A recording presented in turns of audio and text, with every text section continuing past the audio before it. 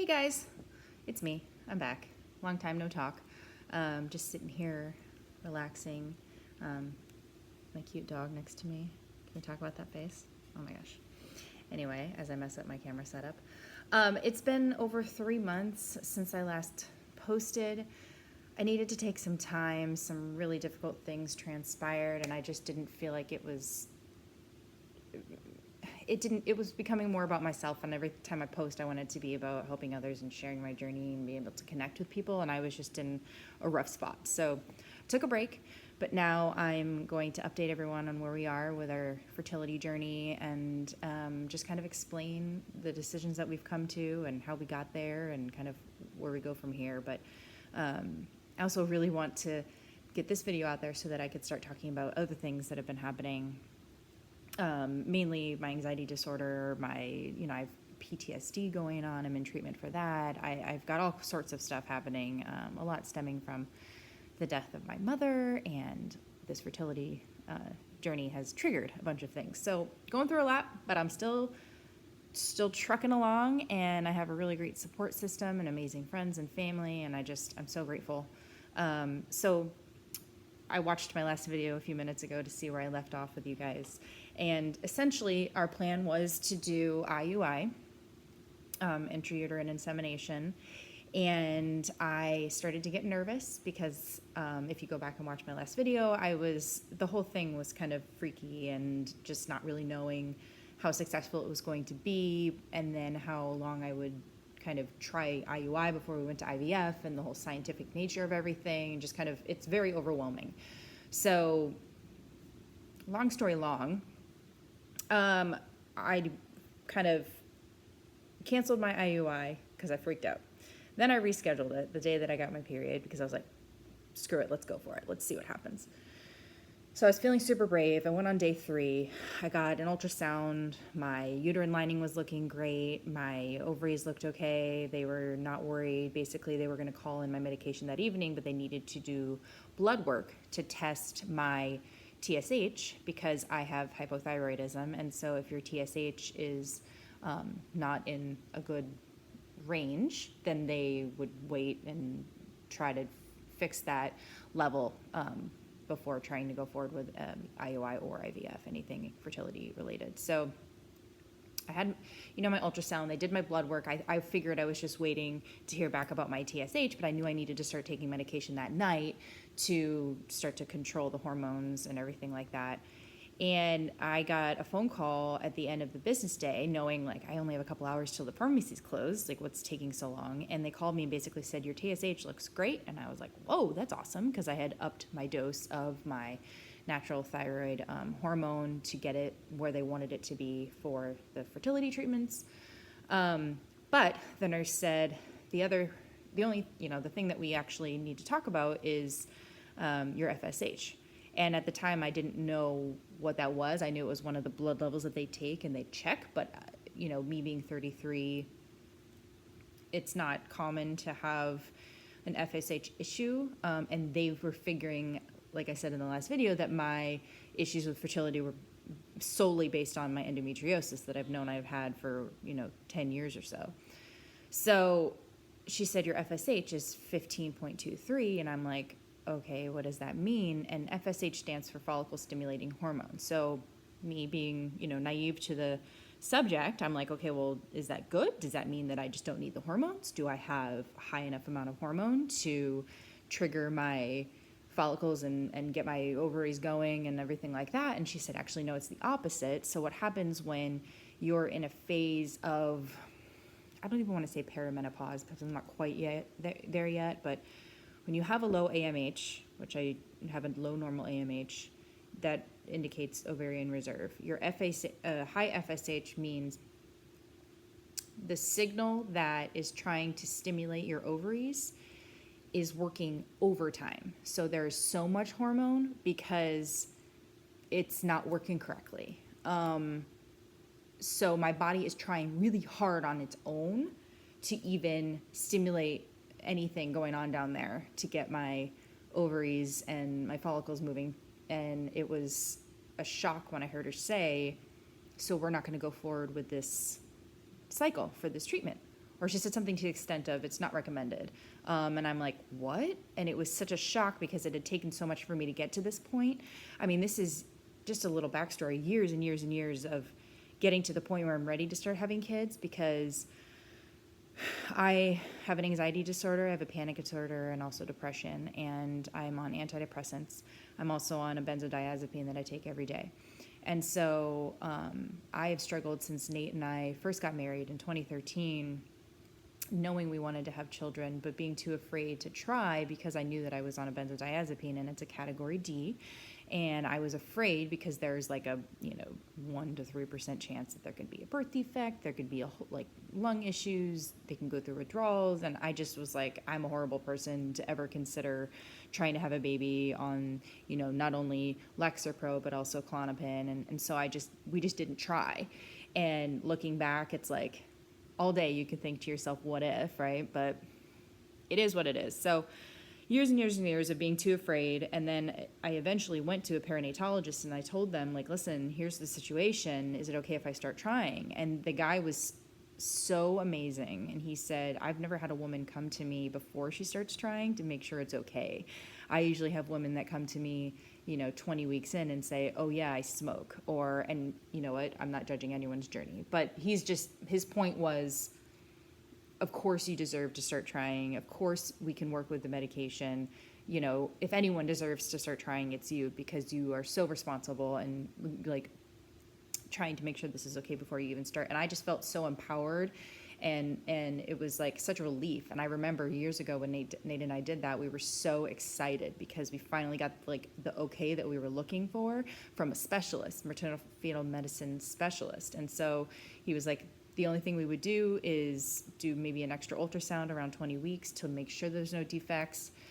So that was about 1.5 to 2 years ago. And it was a really big, exciting time because it was something I had been afraid of for 3 to 4 years. So this fertility journey goes way back. It's not only about that when we actually started trying, it's mental and emotional, fears and anxieties and wanting it, but not, and then like maybe trying 1 month, but then stopping because I'm too afraid. And then it wasn't working even back then. So I guess I thought it was endometriosis. Whatever. I'm going to be all over the place with this video because it's just a lot. And honestly, at this point, I've kind of been trying to move on. And so getting all these things back out is a little bit difficult. But so she told me, it's not recommended we go forward with this cycle because basically the hormones wouldn't have done anything. It would have been the same thing as if Nate and I just tried at home.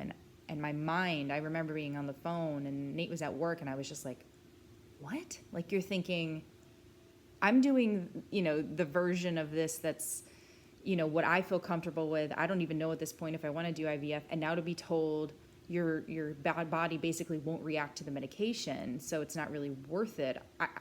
I was blindsided because I didn't expect that. And I was like, okay, now not only do I have endometriosis, but apparently I have, a low egg supply, low follicles, and my hormones are basically, I'm approaching perimenopause. So basically, I hung up the phone and I just was in shock. I remember texting my sister and texting Hannah. Hi, Hannah. Hi, Christy. And just being like, I don't know what to do right now. I feel like this is being taken away from me. And I called Nate, and basically we were freaking out. We felt like the option to have a kid was being taken away from us, even though, thinking back, maybe it just wasn't meant to be altogether. But it was a devastating weekend because that was a Friday afternoon that I got that phone call. I didn't know what that meant. I started Googling. I'm seeing that most, clinics around the country won't take you if you have an FSH over 10 or 12. And I'm like, oh my gosh, mine's over 15. Like, this is it. Like, this is the end. This is the end of the road. And my doctor was out of the country for another 2 weeks. So I had 2 weeks of just pure like sadness and also panic because I thought that was it. And so we kind of started to grieve because the literature that I was reading, which was my only resource because I couldn't get in touch with my doctor, I couldn't get an appointment for a while, was saying basically like it's very slim chance that you would have a live birth with these numbers, even if you did IVF. And how many cycles of IVF would it take for me to even get a viable embryo. It's like, it was mind blowing. So anyway, I finally got in touch with my doctor a few weeks later, and she's amazing, but her stance on the whole thing was, I have gotten people pregnant with FSH between 15 and 20. Above 20, she's like, haven't had success. She's like, I can make it happen. And I said, well, I'm just thinking, should we even bother with IUI? And up to, if, these doctors, God bless them, because they do create miracles, but they say, oh, let's do a couple more cycles of IUI and test your numbers each cycle. But for me, someone that's been literally going through this mental, emotional, and physical trying journey for years, I'm like, I don't want to just keep playing with blood work for a couple more cycles. Like, this is crazy. And so I was like, well, what if we jump to IVF? Knowing that each cycle of IVF is $15,000 to $20,000. And she's like, well, with the nine follicles we've got, I'm thinking we get 1 to 2 viable embryos per cycle. And when you hear the words like probably and like maybe could get, it's like, whoa, there's no guarantee and that we would even get a viable embryo in 1 cycle. So then how many cycles do you do before you get what you need to try to make the baby happen? So she wasn't discouraging. She said, I've done it, and it's up to you. And I hung up the phone, and I just had this feeling of like, I just don't know if I could do this anymore. And looking back to that phone call I got from the nurse when I was going to do my IUI, and her saying, let's not go forward with this cycle because it really won't. I mean, you can take the drugs if you want, but it's not really going to do anything, because your body, the hormones aren't working anyway. And so that feeling of a canceled procedure was so unbelievably devastating that, after talking to my doctor about what my next options were, I just thought to myself, I don't know that I can get another one of those phone calls. I don't know that I'm emotionally able to handle any more sadness or bad news when it comes to this. And I felt that way, and I felt guilty for it because I'm like, well, how far do you push? Like, do you go, you have all these feelings. And then when I talked to Nate, it was like, I've never heard him say, honey, I don't think I could do this anymore. Because he's been watching me struggle for years and years and years. And it's not only when we started physically trying to have a baby, it was years of me even convincing myself that it was okay to try, because I thought I was this horrible person on these anxiety medications and going to all these doctors and getting approval and switching psychiatrists and trying different drugs so that that were safer, category B rather than category D. I mean, this is going back 5 years trying to change my meds around. And he's watched me go through this turmoil. We've gone through it together, and all the negative pregnancy tests and just the entire journey that we've been on. And then to get to the point where we're finally thinking we found what we can do, and then it gets canceled. And not only do I have all these hormonal issues, but my lining could be messed up to where, an embryo doesn't even implant because of my endometriosis. It's like the cards are stacked, and, some people choose, and I respect you and I admire you, to go down the road of, I'm going to do as many IVF cycles as I possibly need to because I'm going to have a baby. But for Nate and I, we have been so worn out by this, and we were getting to the point where it was all we were talking about, all we were thinking about, and we were wearing down. And I have never heard him ask for anything. I got blessed with an amazing husband that he'll go through anything for me. But for him to say, I can't watch you go through this anymore, I said, okay, we're done. And then we sat on the kitchen floor and we cried. And that was about 3 months ago. And I started grieving, and it's been painful. It's undeniably painful to go through the grief process. And I don't know that I'm at acceptance yet. I think I'm kind of at like sadness, compartmentalization, not really trying to think about it situation. But when you think having a kid is your choice, it's different than when you're faced with obstacles that maybe prove that it has nothing to do with what you want. And all those years where I thought the medication was the thing that was stopping me, maybe it was whatever force of the universe, holding out this period of, but it's just not in the cards for us. Or I don't know. And it's so interesting because you think you have control. And with my anxiety issues, I think I have control over everything. And that's the whole thing is a lack of control. And it's so interesting to look back and think like, I had no control the entire time. I had no control. And so ultimately we decided to stop trying. And some people, may think that was a selfish route. Some people say go as far as you possibly can. And you know what? For Nate and I, that was as far as we could go. You don't see everything that goes on behind closed doors. You don't see the emotional turmoil and, the loss of my mother and the intense surgery that I had last year, my physical and hormonal issues that I'm going through, PTSD that I'm currently experiencing and in treatment for. How many things do you have to force yourself to go through? And when it's a decision that you say, you know what, we tried the best that we could as a couple. And if one day, by some miracle, we get pregnant, that would be lovely. I'm not saying that it's not going to happen, or that I've lost all hope. But hope at this point for me is detrimental because I need to grieve this. And I have so many friends that, but what if one day? And it's like, okay, I hear that. And I appreciate that. I love the positive perspective. But for me, I've got to grieve this because I won't be able to get through it. And that's why I've taken some time and haven't updated because I needed to start the grieving process and just cry my eyes out and, scream into the pillow and many, many therapy sessions, and it's a hard thing to kind of say, okay, this is how much I can handle. This is how much we can handle as a couple. I'm not willing for it to start to jeopardize my beautiful marriage. And you can only watch each other go through so much pain before you say, okay, enough is enough. And things like adoption are not off the table. I'm not there yet because it's a really hard process to go through, and then to get to the point where you're ready to adopt, it's an emotional journey, and I'm not there yet, but that's not off the table. I mean, I think if Nate and I are meant to be parents, then we will be one day.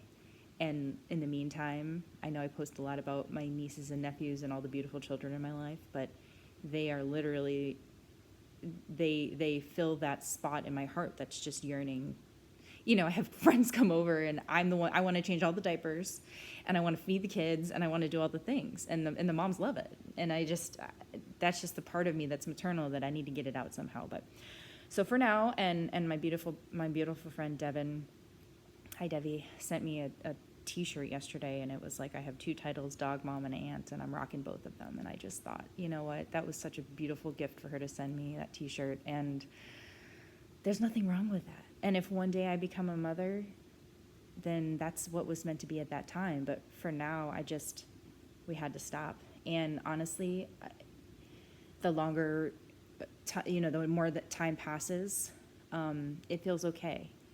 It hurts. It's really sad. I'm not going to lie. If I see a beautiful commercial on TV with a mother and a daughter or a mother and a son, it crushes me. My friends getting pregnant and having babies. That's a hard one because I never wish ill on anyone, and anyone that does get pregnant or has a baby, I am so excited for you. The Today Show posted some articles about pain is pain and happiness is happiness. It's 2 separate things. So I never want my friends to not call me first when they find out they're pregnant. I still want to experience that joy. So it's just been a really, really intense emotional learning and kind of mental journey for me and for Nate. He's a lot more quiet about his feelings, but I am not. But anyway, I'm okay. I'm going to be okay. Nate and I are great. I'm just loving on my pups. I'm loving on all the kids in my life and just getting through this. And it's hard. And I miss my mom because this is a big deal. And I just wish that I could tell her, Mommy, this sucks, and kind of cry. But, So anyway, a little bit of a sad post, but at the same time, I wanted to put this out there because I think some people face these decisions and they feel like they have to go hard, and you can drain your bank account and drain yourself, and it could never happen, or maybe it does, but you never know. And so it's almost like Nate and I made the decision to stop, I think, sooner than I expected we would, but I feel confident in our decision. And so I think I want to let everyone know that it's okay to say, now is where I need to stop. You know, I've reached the capacity of what I'm able to handle. This is the end of my journey as far as fertility assistance. So I just wanted to spread that. And if anybody wants to comment or chat, let me know, because I'm ready to talk about it now. And then soon I'll post more about the other things that I'm going through, and hopefully get some happy things in there. I mean, the happiness comes out of everything. I think that I'm finding that I'm going to be okay if I adopt one day, or if we maybe don't have kids ever. Like, it's okay. And finding different ways to live your life and different adventures that you can go on, which Nate and I are going to adventure. You can be okay either way. So, you know, happiness doesn't necessarily come from one way that you think you have to live your life. You can make it happy regardless. There's my really cute dog again. So yeah, if you could like, subscribe, comment, or anything, that'd be great. By the way, I hope you've enjoyed my fresh face today. I was like, I don't feel like putting makeup on, and I'm tired, and my hair's a mess, but this is my face. So hopefully you're used to it by now, and if you don't like it, then just don't watch my videos. So anyway, love you guys. Thanks for listening and watching 21 minutes and 30 seconds of my life, and I will update you guys soon. Have a good day. Bye.